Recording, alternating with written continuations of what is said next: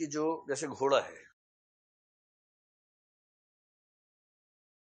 और नमक है और पेन या कलम है, जैसे मान लीजिए,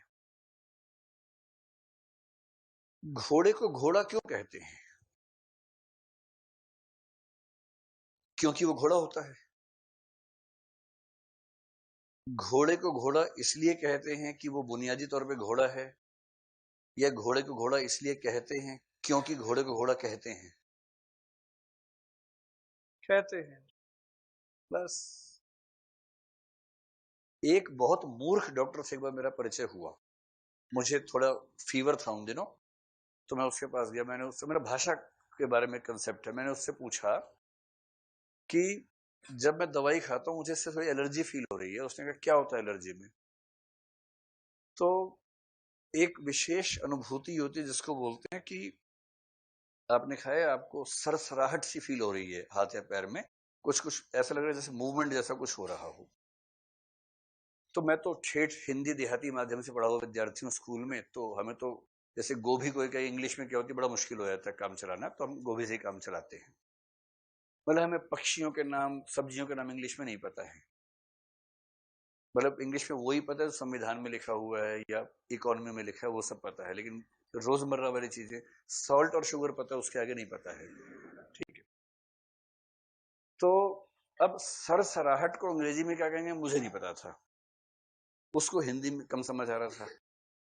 तो मैंने समझाया अपने तरीके से कि सरसराहट हो रही है, तो अंत में बोला oh tingling, you are saying tingling. तो मैंने उससे वैसे ही पूछा, मैंने कहा अच्छा मुझे पता नहीं था कि सरसराहट को टिंगलिंग कहते हैं। तो उसने जो जवाब दिया, मेरे मन में है कि उसको भाषा खंड पढ़ना चाहिए एक बार। उसने कहा टिंगलिंग को टिंगलिंग ही तो कहेंगे। वाह, क्या बात है क्या बात है डॉक्टर साहब। तो फिर मैं समझ गया कि इससे ज्यादा बात करना ठीक नहीं है, चुपचाप दवाई लो, निकल लो यहां से।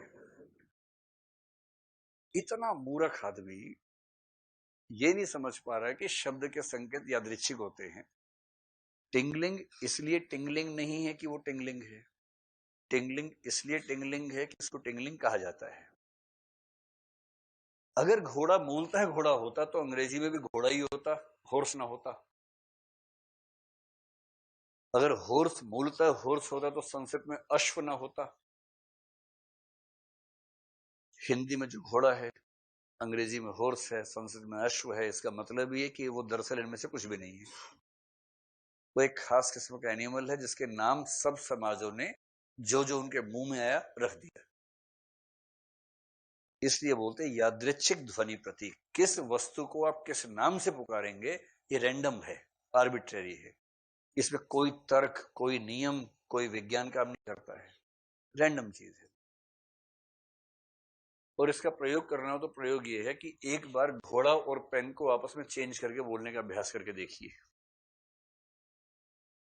जैसे आपने तय कर लिया कि आज से मैं पेन को घोड़ा बोलूंगी और घोड़ा को पेन बोलूंगी, मान लीजिए 5-10 दिन बहुत हंसी मजाक होने वाला है आपके आसपास। लेकिन अगर पूरा समाज ही इस बात को मान ले तो आप पाएंगे 10-20 दिन के बाद ठीक हो जाएगा। पहले हंसी आएगी, आप कहेंगे अरे आज मैंने देखा चेतक नाम का पेन जा रहा था,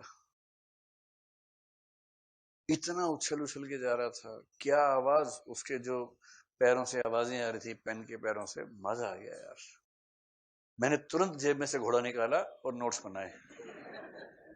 मुझे लगा ये दृश्य आंखों से ओझल ना हो जाए, मैंने घोड़े का ढक्कन खोला, घोड़े में स्याही भरी और उसके बाद मैंने नोट्स बनाए। आपके आसपास के लोग पगला जाएंगे एकदम। सीधे आपको शाहदरा, शाहदरा में शायद नहीं होता है, या जहां जहां मानसिक चिकित्सालय वहां कहीं ना कहीं ले जाएंगे, उसके लिए कंबल लेके आएंगे वहां से। वहां कंबल मिलता है, किसी को छोड़ के आते हैं तो कई लोग इस चक्कर में ठीक आदमी को छोड़ाते हैं कि कंबल तो मिलेगा। तो ये बहुत प्रसिद्ध कथा है, मुझे नहीं पता मिलता है कि नहीं, लेकिन सुना मैंने बहुत है कि कंबल मिलता है वहां जाने से। लेकिन अगर पूरा समाज मान ले इस बात को, संविधान में संशोधन हो जाए अनुच्छेद 343 में, और उसमें लिखा जाए कि भारत की भाषा में आज से जो हॉर्स है उसको पेन कहा जाएगा और जो कलम है उसको घोड़ा कहा जाएगा, और जो इसको नहीं मानेंगे उन्हें 7 साल की कैद, वो भी बामशक्कत।